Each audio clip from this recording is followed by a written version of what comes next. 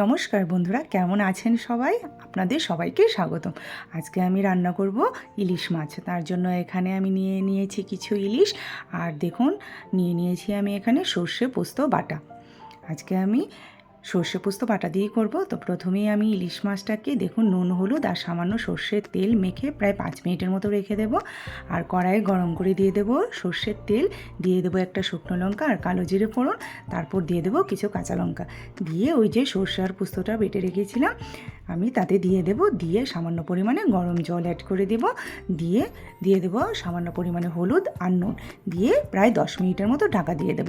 এই যে দেখুন আমার জলটা বেশ ভালো করে ফুটে উঠেছে, তখন আমি দিয়ে দেব এই যে নুন হলুদ মাখানো মাছটা, দিয়ে আমি সবগুলোকে একসঙ্গে ভালো করে নেড়ে চেড়ে নেব। নিয়ে আমি উপর দিয়ে ঢাকা দিয়ে দেব প্রায় মিনিট 20 মতো।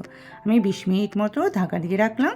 এই যে দেখুন 20 মিনিট পর উঠিয়ে জলটা আমার বেশ ফুটে উঠেছে, ঠিক তখনই আমি দিয়ে দেব উপর থেকে বেশ কিছু কাঁচা লঙ্কা চেরা।